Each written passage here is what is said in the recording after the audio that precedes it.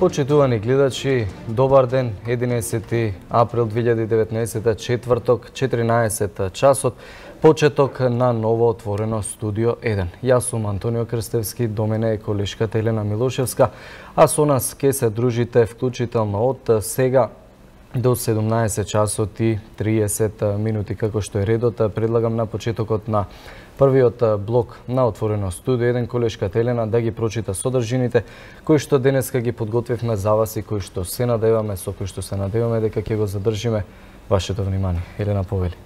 Те благодарам, Антонио, почитувани гледачи, добар ден и од мене. И сега накратко да ве запознаеме со содржините што ќе гледате во текот на денешниот ден.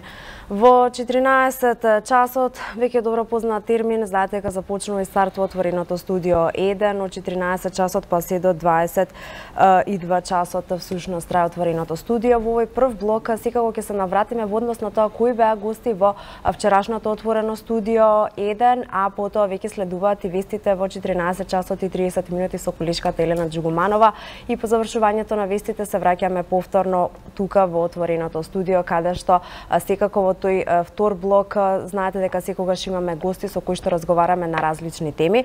Овој пат одлучивме да издвоиме една навистина интересна тема, тоа е лошата исхрана, поголем убиец од пушењето. Токму на оваа тема ќе разговараме со нутриционистот Цвета Динева. По завршувањето на овој втор блок отворено студио 1 следуваат повторно вестите во 16 часот, а по завршувањето на вестите секако веќе добро познатото кулинарско шоу Маја готви.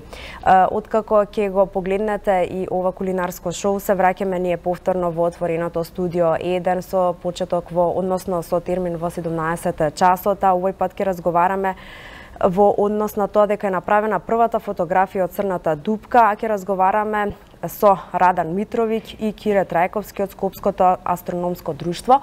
Но исто така само да напоменам дека во овој блок ќе може накратко односно ќе погледнеме еден краток документарец во однос на тоа, документарец посветен на железниците, на железницата во Македонија, каква е состојбата.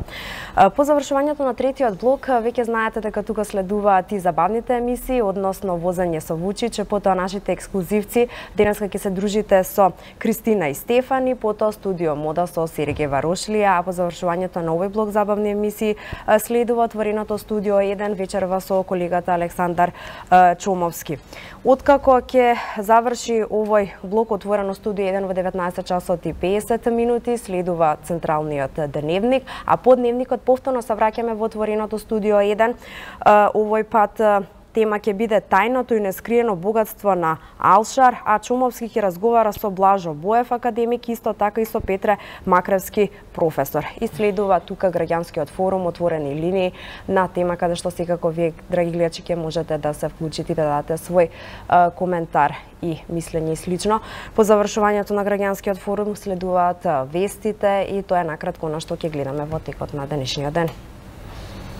Да, Елена ве запозна со содржините во денешното отворено студио 1, почнувајќи од 14 часот се до 23, а ние се навраќаме на оние исечоци, односно главни поинти од вчерашните гостувања во отворено студио 1. Почнуваме со најактуелната тема на политичка сцена во Македонија, а тоа е кампањата за председателските избори која што се води, која што се трка од страна на тројца кандидати. Вчера во отворено студио 1 беше политичкиот аналитичар Ибрахим Мехмети, а во разговор тој истакна дека оцени дека првиот дел од кампањата е умерен, барем оној дел кој што се однесува на кандидатите за иден председател на Република Северна Македонија. Предлагам да го видиме во исечок. Делот што го водат политичките партии и симпатизерите на кандидатите, таму мислам дека е малку поживо.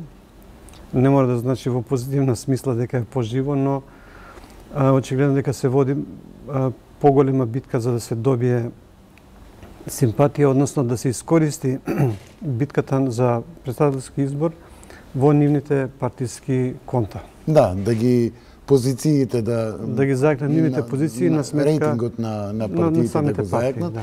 И токму затоа можеби ние немаме и сме немале до сега вистински председателски избори, туку секој пат тие се претварале во парламентарни. Токму така, и мислам дека тоа го прави уште потежок изборот на граѓаните, затоа и гледаме дека на сите анкети имаме огромен број на граѓани неопределени или кои не знаат што да прават, за кого да гласат. Можеби половината се такви, затоа што не се остава простор на самите кандидати, па и самите кандидати понекогаш ги преминуваат овие линии на компетенциите кои што се предвидени за председателот и се впуштаат повеќе во кампања која што им одговара на политичките партии. Па дури некогаш тоа се прави експлицитно, како што беше случај и во оваа кампања, каде што председателските кандидати бараат парламентарни избори. И беше многу... Да. За мене беше доста интересно кога кандидати на опозицијата се жалеат на некој начин, го критикуваат фактот што би можел кандидат на опозицијата да биде избран, што значи би бил еднопартиски систем, а од друга страна викате, ако победи кандидат на опозицијата, треба да има парламентарни избори. Да. Тоа што го вети логиката е дека би требало и парламентот да биде од истата партија. Значи они барат само промена на власт, а не вистински плурализам или кохабитација. Наместо да има председател и парламент од иста партија, да има председател и парламент од друга партија, што не е логика. Но тоа е битката која што за жал се меша и затоа ги прави граѓаните позбунети и би било наистина многу подобро кога кандидатите би се задржали на оно што е нивна работа што ги очекува. Има полно работи што се дел од ингеренциите на председателот на државата, кои што не се објаснети во кампањата. Ние видовме во... Не се ни трудат кандидатите да го објаснат. Па не се трудат...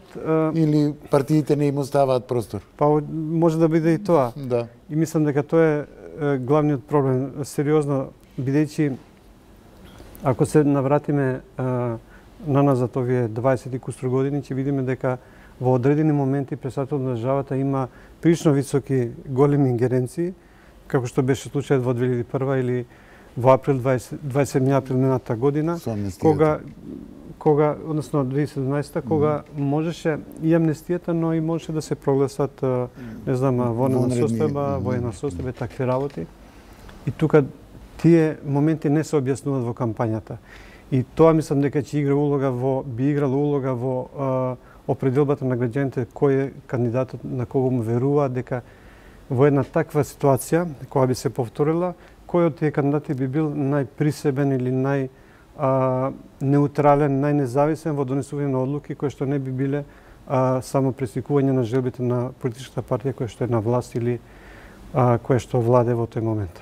Добро, сите тројца кандидати на стартот, и Пендаровски, и Силјановска Давкова, и Река, на стартот се представија како непартиски кандидати, надпартиски кандидати, да. Но поддржани нормално, бидејќи 10.000 гласа може би премногу за да собере еден независен кандидат или не пробале, да. Но како мина времето од кампањата, очигледно е дека тие се под капата на партиите кои ги поддржале, што за мене беше изненадување, поготово кај кандидатот Блери Мрека. Мислев дека тој е понезависен ке биде, но и тој влезе под капата на Алијансата на села и на БЕС. Да, мислам дека мене ми е стварно на некој начин и тажно од перспектива на граѓаните што возрастни луѓе, интелектуалци се обидуваат на таков еден начин да ги збунат граѓаните, да ги залажат на некој начин дека се независни, иако гледаме дека не се независни кандидати. Апсолутно, сите тројца. Дури некои од кандидати ги имат и амблемот на партијата која што поддржува на плаката, вамо се прикажува како независни. И на секој митинг. И на секој митинг, да не збориме за тоа поздравување на лидерите на партиите и така натаму. Тоа малку е дегутантно за мене од аголот на граѓанин и мислам дека тоа не е коректно. Не е коректен однос кон граѓаните. И мислам дека тоа може да е една од причините што имаме таков мал интерес кај граѓаните да се определат за некој кандидат.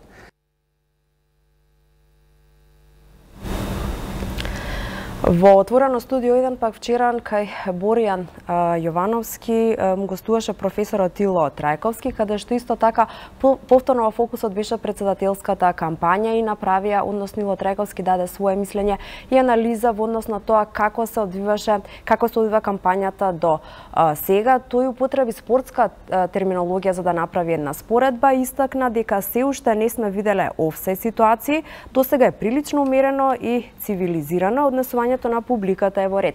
Но јас да не должам многу да погледнеме делот и од неговото гостување. Па мислам дека држи споредбата со спортската терминологија. До сега барем се уште не сме виделе офсайд ситуации и позиции, така да мојот впечаток е до сега она што се случува дека се води прилично умерено, прилично, ајде да кажем, цивилизирано, прилично контролирано, особено контрола на емоциите и на однесувањето на публиката.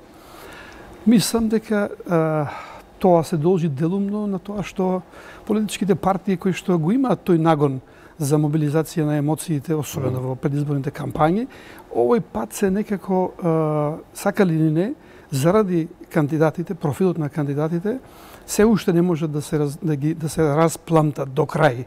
И се надевам дека тоа така ќе додржи до крај, бидејќи тројцата се универзитетски професори, се академски граѓани, владеат со себе си, со своите емоции, владеат со политичката култура и владеат со јавниот настап. И мислам дека тоа ќе се силни осигурувачи дека кампањата до крајот ќе биде изведена пристојно. Тука ќе се надоврзам на вашата колумна за нарцисоидноста во политиката. Имам впечаток дека кандидатите и нивните авторитети некако успеа да ги стишаат страстите и антагонизмите кои постоеа меѓу партиите, особено меѓу ВМРО, ДПМН и СДСМ пред почетокот на изборите, и како да се наметна како супериорни во однос на партиските структури. Да, нивните личности се неспорни дека имаат габарит, дека имаат и соодветни психолошки структури да делуваат така. Партиите се уште им прават чест на тоа. Се надевам дека ќе оди до крај така. Сега се уште би рекол, како што рековте на почетокот, првото полувреме и дека повеќе или помалку загревање. Да не ги урочиме. Да не ги урочиме, мисля, че ни, да. Изборите се по принцип гладиаторски битки и борби, особено во наши услови, каде што влоговите се големи. Почнувајќи од изборот на кандидатите до начинот на кој што ќе се до крај конфигурираат односите меѓу себе. Точно, јас ја користев таа метафора со нарцисоидноста, политичката нарцисоидност, мислејќи пред се на политичките партии, прашањето беше дали тие како нарцисоидно ориентирани политички чинители одбраа кандидати кои што исто така се на тоа ниво во таа психолошка структура, и мислам дека тука не грешам.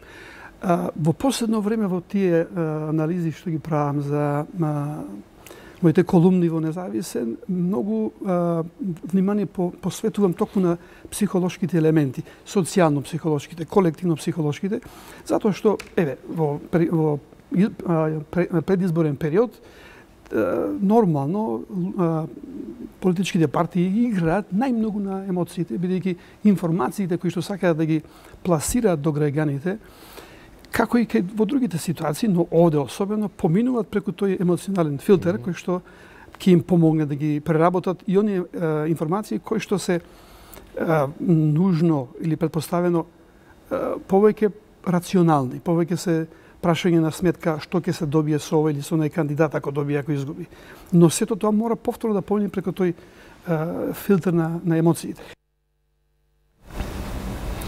А Скопска апелација ја објави пресудата за сообраќајната несреќа кај универзална сала во која загина Фросина Цековска, Љубиша Видојковиќ, кој пред 4 години смртно ја прегази студентката на Партизанска, ја признал вината на расправата во апелација и ова признание и кајање судиите во пресудата го навеле како една од олеснителните околности во целиот овој случај, исто така како друга олеснителна околност го навеле фактот како што велат дека Цековска не поминала на пешачки премин на Партизанска. Токму на оваа тема гостин во Централниот дневник во 20 часот вчера беше Наталија Петровска од коалицијата Сите за правично судење. Таа вели дека вакви олеснителни околности не треба да се прифаќаат од страна на судот, па да го видиме и дел од нејзиното гостување.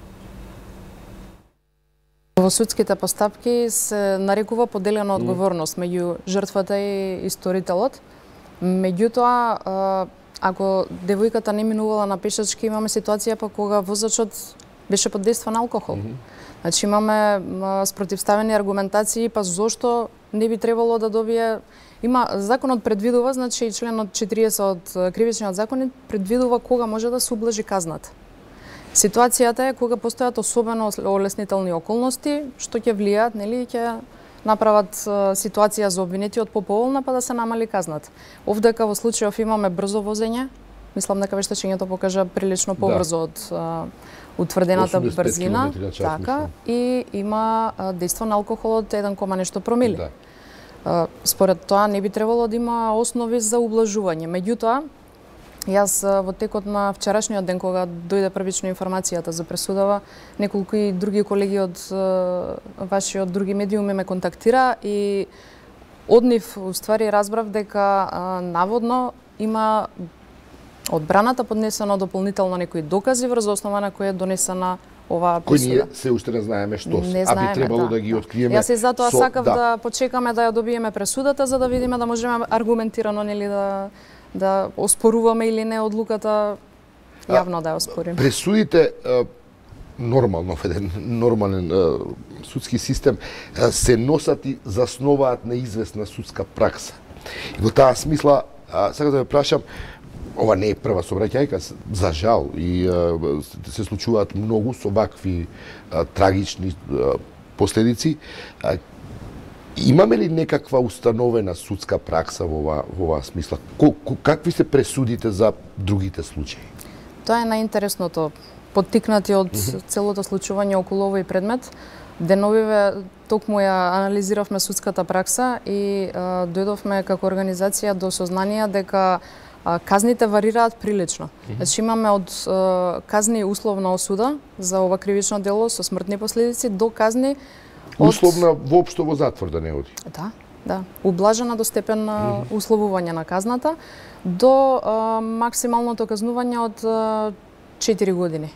Значи во изминатава година 2018 има околу 50 на пресуди токму за ова кривично дело. Околу 1/3 од нив се условни. А само 2 се околу 4 години, така нешто. Знаете образложенијата? Образложенија реално во периодот наназад има некои бизарни од типот дека обвинетиот на пример е татко на 2 малолетни деца. Бидејќи во тој случај конкретно се работи за таксист, истиот тоа му е дејност од која што го издржува своето семејство и не може да оди во затвор поради тоа бидејќи мора да ги издржува децата. Значи ова е само еден од неколкуте примери што според мене имаат во оваа конотација малку бизарни образложенија бидејќи се крајно несоодветни. Ако добро ве разбрав, бидејќи ова и барем јас не го знаев, а не верувам дека го знае поголемиот дел на јавноста, дека постојат вакви дискрепанции и контроверзи во одлуките. Но постојат и тие што со 4 години. Да. Дали врз база на ова може да бараме илустрации за сите оние тези дека постојат некакви влијанија врз донесувањето на судските одлуки? Овој вид наказнување, имајќи во предвид дека минимумот за претена казна е 4 години, не остава никаков пиноков заклучок од тоа. 2 самоубиства за само една недела, односно депресијата, која што се нарекува уште водачка ментална болест на модерното време. Ова беше темата вчера во печат на неделата со Саша Ордановски, а му гостува двајца психијатри, Димитар Буневски, Мице Дудучки, како и психологот Мирјана Јовановска-Стојановска. Јас да не должам многу да погледнеме дел од нивното гостување. Кога зборуваме за депресија, се работи за болест, дефинитивно. И тоа болест која има своји јасни карактеристики, која треба на време да се диагностицира и на време да се лекува. Што значи тоа на време, кажете ми? Кога е времето да се... Па на време е да се констатира што е можно побрзо. Пошто депресијата сепак има некоја своја еволуција, свој тек. Да се вратам на тоа дали е состојба или болест, веројатно проблемот се појавува од тоа што многу често се сваќаат некои состојби како нормална реакција. Да речеме, кај некои тешки соматски заболувања, каде што пропратно, како во медицина се вели, коморбидно се појавува и депресија, депресијата се смета како нормална појава, со коментарот типот кој не би бил депресивен, да речеме, ако има карцином или не знам, некоја тешка болест. Тоа не е така. Значи, депресијата е паралелна болест која треба да се лекува. Или при старењето, да речеме. Често се сваќа депресивноста како нормална состојба во староста, во процесот на старење. И повторно не е така, не е тоа состојба, болест се во прашање, кога ги има знаците. А може ли таа да предизвика соматски последици? Апсолутно. Значи, тие се поврзани и телото и психата се поврзани, како што некои соматски состојби знаат да предизвика, да речеме, некои заболувања на штитната жлезда, на црниот дроб, можат преку делување токму на тие трансмитери во мозокот, тоа се супстанции кои овозможуваат комуникација помеѓу одредени делови на мозокот и нивниот дисбаланс всушност е таа некоја неурофизиолошка основа на депресијата. Тие директно можат да предизвикаат депресија и нормално стресот од болеста, телесна и многу бројни други состојби кои веќе ги кажа колешката. Постојат ли генетски компоненти за депресија? Бидејќи јас се разбира сум лаик во темата, но велат дека има и такви... Ако се сложиме со фактот дека организмот е производ на генотипот и на средината, тога сигурно предвид ке ги земеме и генетските фактори во некои семејства, во некои групи на луѓе, па дури во некои цивилизации има поголема инциденца, тоа е стапката на појава на депресивност кај популацијата, се разбира генетските фактори се битни. Меѓутоа, исто така битни се енвиронменталните фактори, фактори кои влијаат на околината. Тука се рековме, генетските фактори, воспитувањето, поддршка од семејството, отуѓување еден од друг во време на ова сеопшта алиенација, ендокрините фактори, неурохуморалните фактори, соматските болести, што ги спомна колегата Боневски. Ние имаме астмата и депресијата одат рака под рака, хипотереозата, некои форми на карцином, сенилната депресија, емолутивната старечката депресија, депресијата после раѓање, како велиме, постпартална депресија, дури и психотичка депресија, значи и ендокринолошките, и генетските фактори, и факторите на средината многу влијаат врз патогенезата на депресијата. Додека се извинувам сам, додека работев на ВМА, ние имавме една крилатица. Велевме, пријано што утврдите да сте депресивни, погледајте да можда не сте окружени идиотима. А тоа значи влијание на средината, на околината, затоа што некогаш зборот може да ве подигне, зборот да ве убие, како во поезијата на Бранко Мијковиќ. Јас сакам Стефанија да прашам. Стефанија, вие имате, може, смеам да кажам, се надам 30 на години. Да, сметам.